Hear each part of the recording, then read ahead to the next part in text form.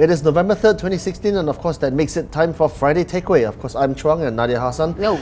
Yes, it's another week, the end in which property and aviation took center stage, Nads. Yeah, early in the week we saw Guacoland, which is essentially corporate Jesus Tan Sri Quek Leng actually take up a 27% stake in a company that's not going to be not even listed yet. So EWI, which is EcoWorld International, announced that actually he's going to be one of the main cornerstone investors, and that's a big boost even before you even list the company. Yeah, next year's one of big IPOs on Bursa next year. Which we need. Yes, we do. 2 billion ringgit under the IPO. They're going to be selling 2.15 billion new shares in the company. We also saw another property development, Tan Sri Desmond Lim of Pavilions and Molten fame. He's been very busy. He's going to take over the 20% stake in WCT, the construction firm.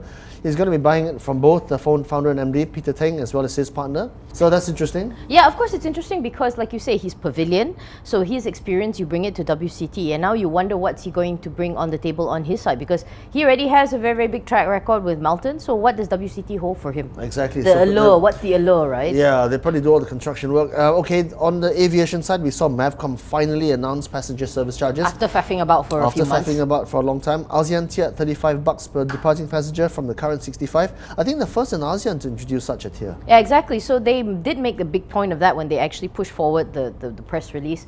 But the thing I just noticed is that it's regardless of where you are, it's just going to get more expensive. They of course they didn't come out and say, hey, we're actually charging you more, but everybody's prices went up. ASEAN went down a little bit, but only for KLIA. Okay. But it went up for KLIA too. And the thing is, let's be honest, if we take short haul flights, where do we fly out of more? Exactly. So yeah, exactly, more paid. From aviation, the chickens, and we saw Lei Hong, nice name for a poultry firm. Denons. They're keen on Denons. I'm not sure about that name. So that's It's a packaging. brand. I love the way how Malaysians love to do D and then apostrophe, like They do the that for Chiang Mai or the restaurant. Or Yeah, they love doing that for They property developments as well, right? Yeah, okay. So, well, yeah. Denons in play this week, a high volume.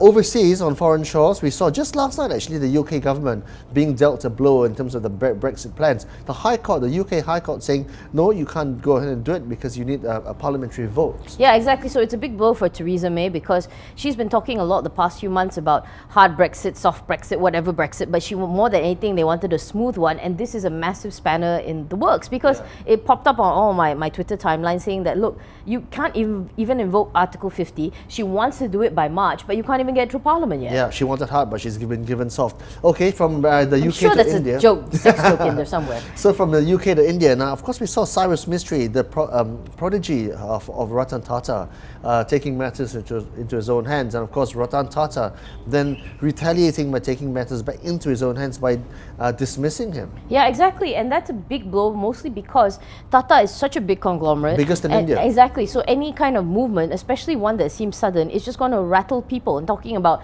changes overseas as well. What about South Korea? South Korea, Correct. they just got rid of their main guy and they're trying to get a new one. It's such a pain. Yes, we're traveling all over the world. We don't even pay passenger service charges. Exactly. And last one, of course, next week, Donald Trump and Hillary Clinton go to the votes, and I think America votes on November 8th. That's Tuesday. Yeah, exactly. So, but for us, we are actually only going to see it on Wednesday lunchtime earliest, but it's very hard to say whether it's going to.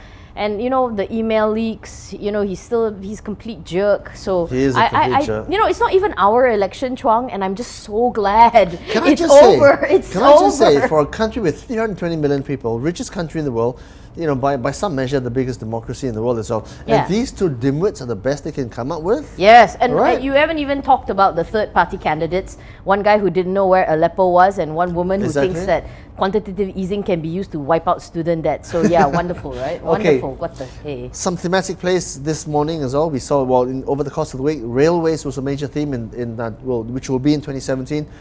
As we know, PM Najib is in China. He's done a huge deal.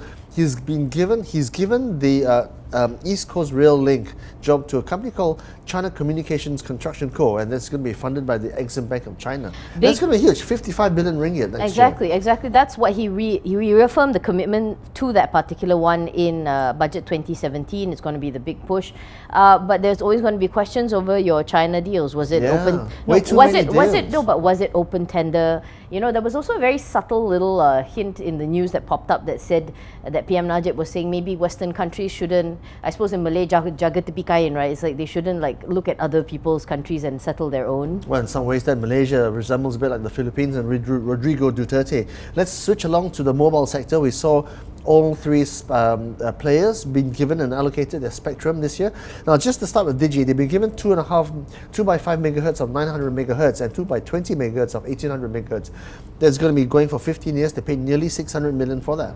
Max's spectrum assignments is 2 times 10 megahertz of 900 megahertz and 2 times 20 of 1800. Their fee is 816.75 million. They're going to do it mostly through external borrowing. So Celcom was pretty much the same deal as well. So That's all right. three of them are going to take, well, they've been preparing for this hit for a while. It's not as if they woke up and they actually got it. So they're probably more than well prepared at this point. Yeah, I think what happened in the past, they just paid the spectrum fee on an annual basis. So now they're paying for it up front, and then they're going to get that period, well, kind of like spectrum fee less. Well, Maxis and Digi both had really good third quarter numbers. We'll have to see whether or not this has any impact, or maybe they've already priced it in already. Correct. Okay, over to the stock market, and at 10 a.m. I think trading is at 1,647 points. Year to date, we're still down 2.7%, but on a one-year basis, barely up 0.7%. The ringgit didn't have a really good week this week. 4.2 to the dollar. It really. I mean, and Weak. all the markets were just a bit rattled this week, mostly because the U.S. presidential elections, one of them. Oil prices also, OPEC had an issue, and so you might actually see oil prices just go back down after they've been holding quite steady. Well, for the past few I months. think there was some kind of discussions in terms of production cuts at OPEC, but they couldn't pull their fingers out, and I think both OPEC members and non-OPEC members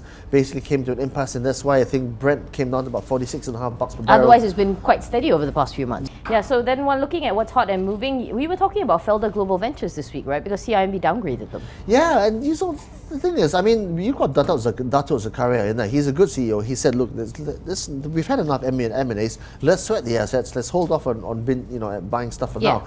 And then the government, some minister, Dato' Razali Ibrahim, says, the Eagle High talks are still going on. And then the Edge Weekly as well over the weekend, reporting that a steering committee could be installed to supersede the authority of the board of directors and the CEO. Yeah. So of course the stock They tanked. never like it when you hear that externals are coming in to have greater control about it, because you do have shareholders. You are listed on the stock exchange. There has to be metrics that are Public met. shareholders. So a week ago today, $2.20 was the share price.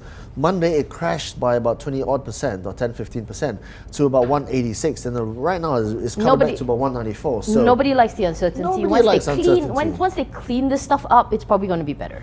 Okay, Sasabadi also was in play this week. CIMB initiated coverage, and of course they do basically education books publishing. I don't know if you're young enough to remember or old I'm enough to very remember. young. Do you remember going through the Sasbadi book? So they launched ILAs, which is an interactive learning platform. Whether it's going to be good for them, I don't know. Okay, very quickly, next week, earnings season begins, I think.